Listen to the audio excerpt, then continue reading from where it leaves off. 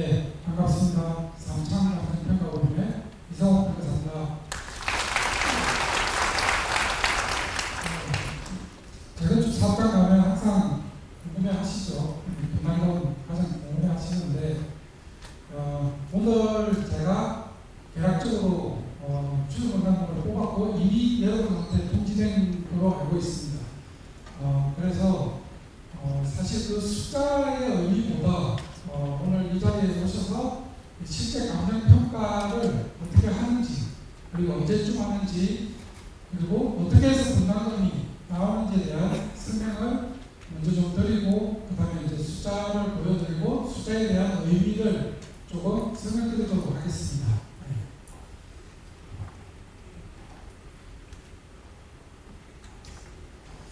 이건 이제 어디 가도 분담금 관리 청구하면 감정평가사들이 종전종 평가를 해서 여러분 분담금을 결정하는 관리 청구를 하게 됩니다. 그런데 이제 왜 감정평가사가 할까요?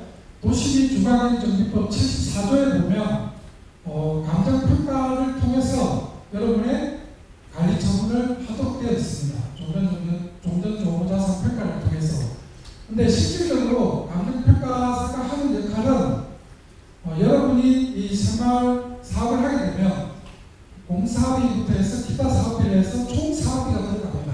그게 예를 들어서 한 1조 정도 되면 여러분이 조합원 분양가를 가져가고 일반 분양을 하게 되죠. 그러면 여러분의 수익으로 잡히는 겁니다. 그게 예를 들어서 3천억 정도다. 그러면 1조에서 3천억을 빼면 7천억 정도가 순사업비가 됩니다. 그러면 이 순사업비를 각 세대별로 배분을 해야 되겠죠.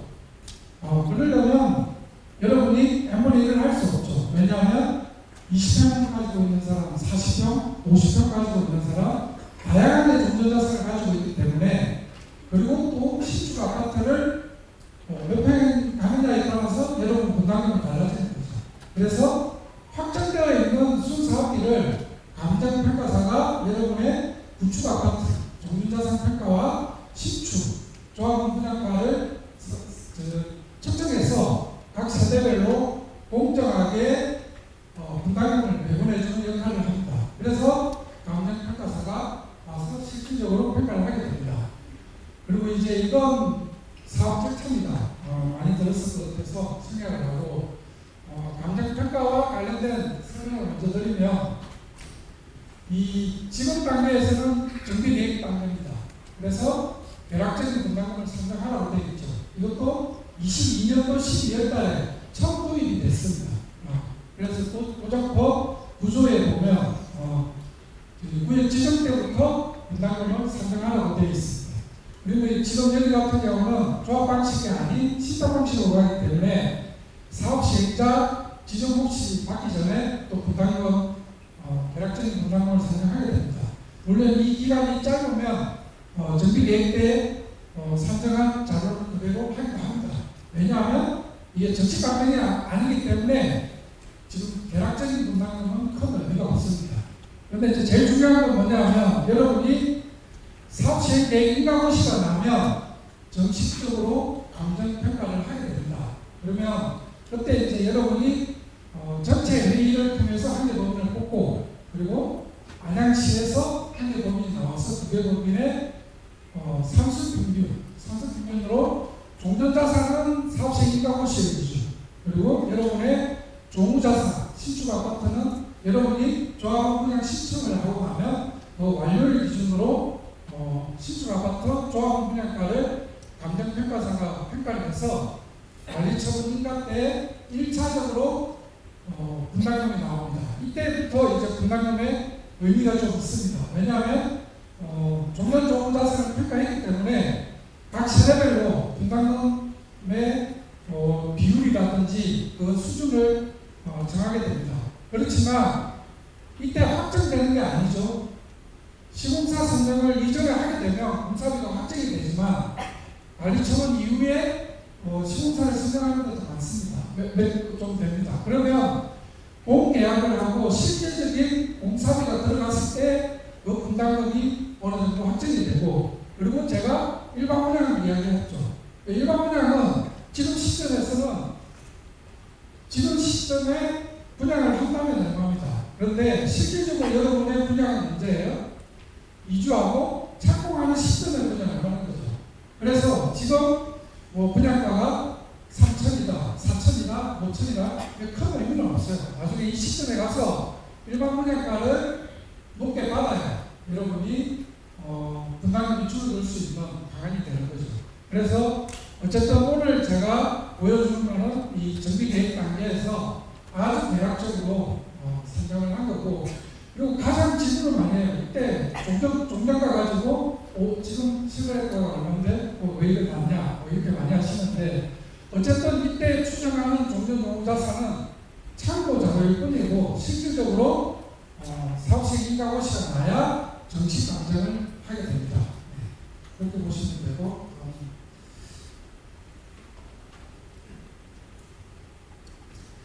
그리고 이건 이제 저희가 집합 건물이기 때문에 몇 동 몇 호 그러면 전용 면적 얼마, 대지권 얼마 이렇게 등록이 되어 있죠. 그래서 저희가 기본적으로 거래사례 비교법으로 산정을 하게 됩니다.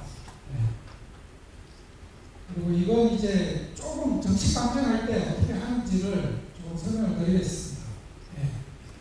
이 보면 저희가 제일 중요한 건 전용 면적입니다. 전용 면적.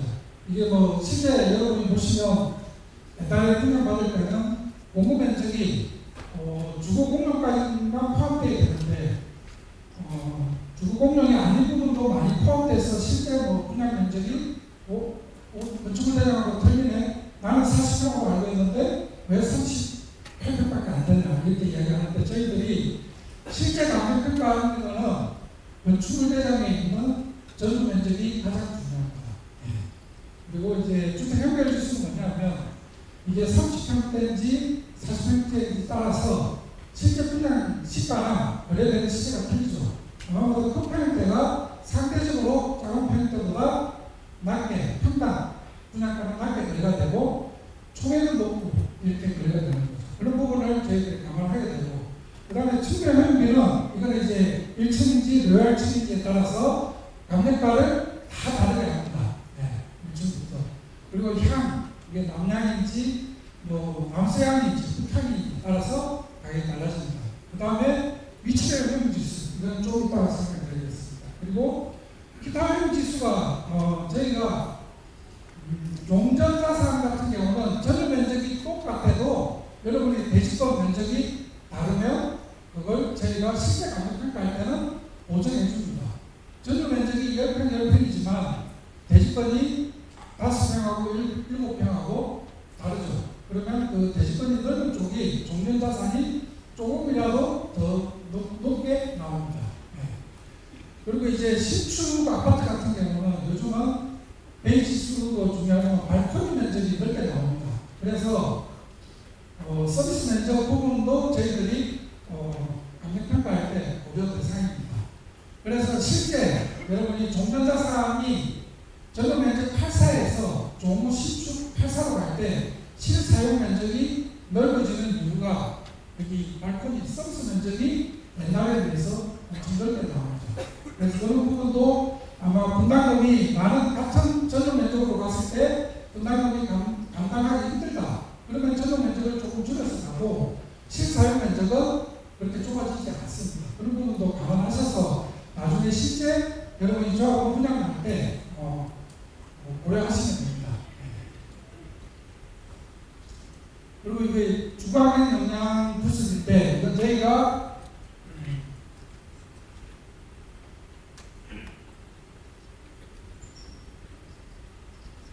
주로 이제 1조 조항 소음 프라이버시 한 4가지 정도를 검토를 하게 됩니다. 이제 하나 있으면 각각 조항 끝까지 검토하는 데 그게 없으니까. 근데 이제 제일 중요한 건 1조입니다. 1조가 이게 이제 저희가 동짓날 기준으로 아침 8시에서 오후 4시까지 8시간 동안 여러분의 주차에 햇볕이 몇 시간 들어오는지를 컴퓨터 시뮬레이션을 통해서 데이터 값을 받아서 그걸 여러분 종전자산, 종자산 평가할 때 감안을 합니다.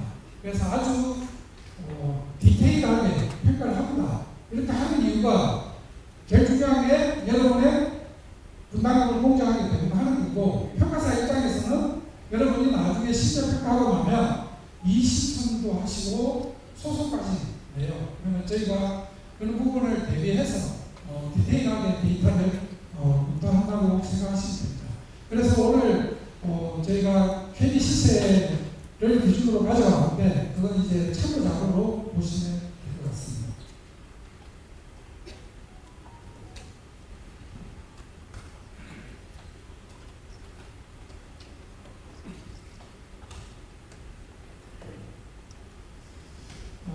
이거 이제 분담금 설명하기 전에 마지막으로 제일 중요한 게 분담금은 어떻게 설명되는지 이제 그 사실을 조금 이해하라고 이렇게 가져왔습니다.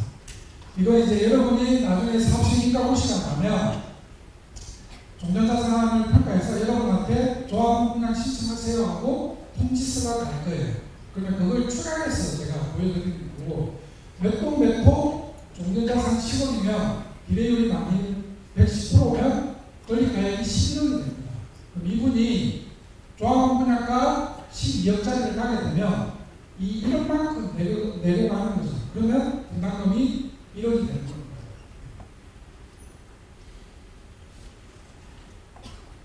그래서 분담금은 여러분이 조합원 분양가, 신축 아파트에서 권리가액을 빼주면 되죠. 근데 이 권리가액을 계산할 때 종전자산은 알 것 같아요. 근데 비례율이라는 산식이 들어가 있죠. 그러면 이 비례율은 일반적으로 사업성을 나타내는 기준이라고 많이 하지만 평가사 입장에서는 배분 기준입니다. 여러분의 총 수사업비를 각 세대별로 배분해주는 기준입니다. 이거는 재건축, 재개발, 리모델링 사업 모두 다 이 방식을 사용하고 있습니다. 도급제 방식이 있습니다. 지급제 방식은 외에도 두고. 그러면 이 비례율 산식을 보시면 분모에 종전자산이 있죠. 그리고 총수익에서 총사업비를 빼주는 산식으로 되어 있는데, 이 종전자산과 조합원 분양가는 감정평가사가 결정하게 됩니다. 근데 이 일반 분양과 총사업비는 누가 결정해요? 여러분이 결정합니다. 일반 분양도 여러분이 빨리 가서 좋은 시기에 분양을 해야 분양가를 높게 받을 수 있고, 이 사업비는 브랜드 가치하고 영향이 있는 거죠. 건설사 1위 업체한테 600만 원, 500만 원을 공사해달라고 하면 안 되는 거죠. 안 되는 것보다 안 돼도 없죠. 그러면 여러분이 나는 분담금을 좀 더 많이 내더라도 하이엔드로 하겠다, 시공사 중에. 그래서 여러분이 판단하는 겁니다. 그래서 실질적인 분담금은 일반 분양이 늘어나고 총사업비가 줄어야 여러분 분담금이 줄 수 있습니다. 그래서 여기에서 하나만 더 제가 설명을 드리면, 제일 많이 질문하는 게 종전자산이 올라가면 분담금이 줄지 않냐, 이렇게 많이 여쭤보세요. 근데 종전자산이 올라가면 비례율에 종전자산 분모에 있죠. 그러면 비례율이 떨어져요. 권리가액이 똑같습니다. 그러면 분담금이 변동이 없습니다. 그래서 종전자산, 아파트 가치가 올라갈 게 아니라 인근의 신축 아파트 가치도 같이 올라가야 여러분의 분담금이 줄어듭니다. 네.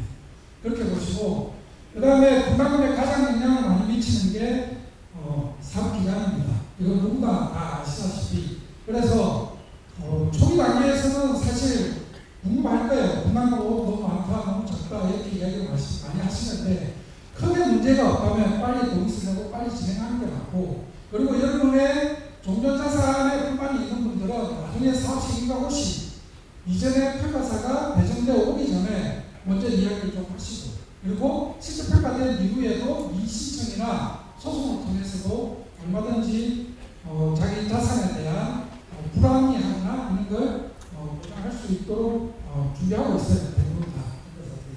그래서 어쨌든 사업기간이 제일 중요하다. 네, 보시면 되고, 또 위치도 좀 빨리 가겠습니다. 설계 4천 세대가 넘죠. 이거 이제 종전가인데, 종전가를 지금 시점에서 추정하려면 부동산 테크나 KB 시세 영향을 들어와요. 물론 이거보다 높거나 말씀드리는데, 여기 같은 경우는 좀 특징적인 게 전용률이 종전도 단지대로 좀 틀리더라고요. 차이가 많이 나는 그런 부분도 가만히 돼 있어서 제가 이제 전용 면적 기준으로 같은 전용 면적은 같은 금액을 넣어서 추정을 했습니다. 그렇게 해서 한 2조 8천억 정도 현금청산이랑 5% 계산하면 그 정도 됩니다. 그리고 이제 이건 인근 시세인데 가장 유사한 게 호계도 바로 옆에 있는 이게 이제 8사 기준으로 한 4,400 정도 되죠. 본 사구역하고 뭐 장단점이 있는 것 같아요. 유리한 점도 있고 조금 불리한 부분도 있고, 네, 그런 부분이 있고, 그다음에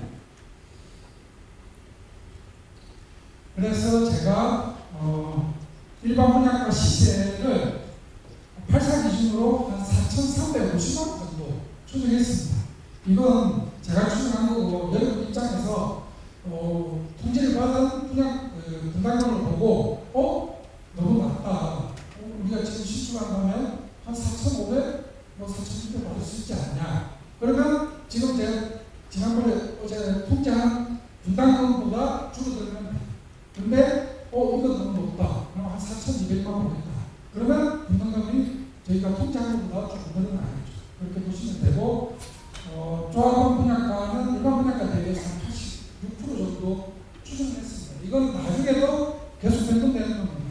저희가 이제 원가 대금으로 검토를 하는 거고,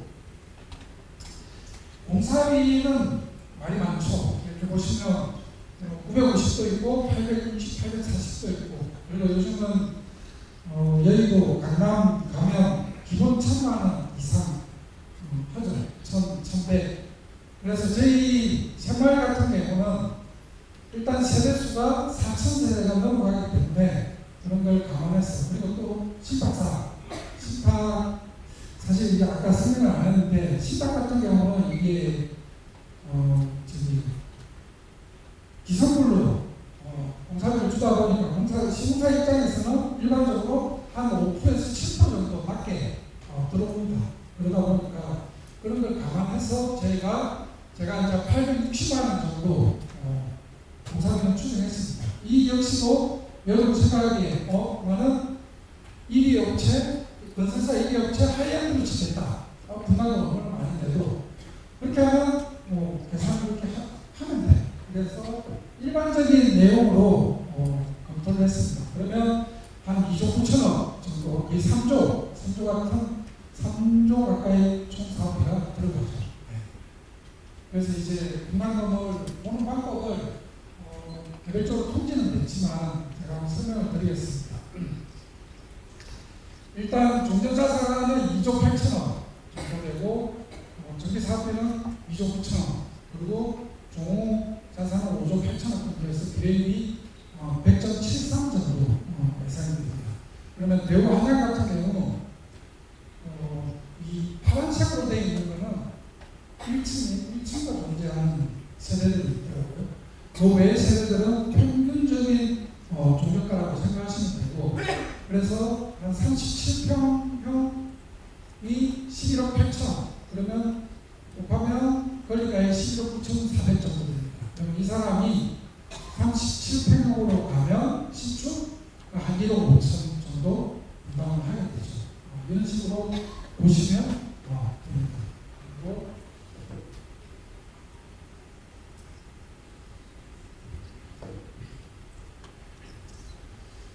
그 다음에 인강 같은 하시는 쪽에서 53평형, 쌍용 53평형.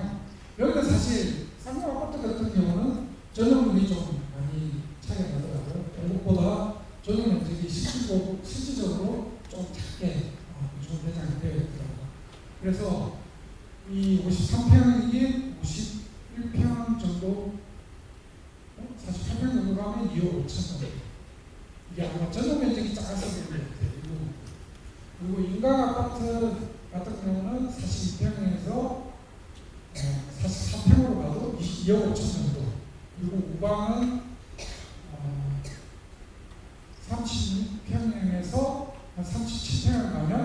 1억 5천 정도 비방하게 되는 구조로 되어 있습니다. 이걸 하나하나 계속 설명드리는 게 어렵고, 그래서 어쨌든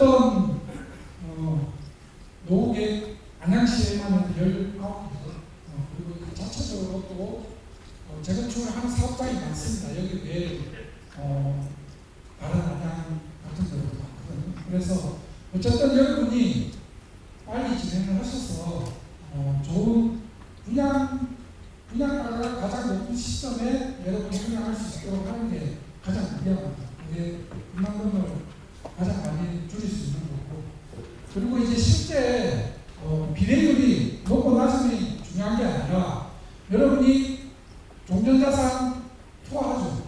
그리고 이제 출자하는 거죠. 그리고 분담금에서 나중에 시축했을 때 여러분의 자산 가치가 얼마나 올라가는지에 따라 그게 사업성을 나타내는 지표입니다. 그래서 사실 이 사업성은 평가사가 와서 평가를 잘한다고 해서 사업성이 좋아지는 건 아니에요. 이미 여러분이 가지고 있는 아파트의 기존 용적률이 이미 사업성을 결정한 상태입니다. 그러면 그 추가적인 분담금을 어느 정도 여러분이 많이 줄이고 하는 건 여러분이 노력에 달려있다고 생각합니다. 그래서 어쨌든 제일 중요한 건 노력. 항상 특별하게 여기 또 보니까 소유자 중에 강평사들도 계시던데 그분한테 상창이 어떤지 한번 물어보시도록 합니다. 실제 저희가 재건축만 한 300조 이상, 그리고 강남뿐만 아니라 웬만한 데사 거의 1위 업체입니다. 그래서 이게 제일 중요한 게 뭐냐면 이렇게 경험, 왜냐하면 사업자마다 특징이 좀 많이 다양해요. 그러다 보니까 그런 백데이터를 가지고 있는 회사가 평가를 해야 여러분의 분담금을 공정하게 배분할 수 있다고 생각합니다. 어쨌든 마치겠습니다. 어쨌든 3번분이 재건축 사업 계획을 들어가겠습니다.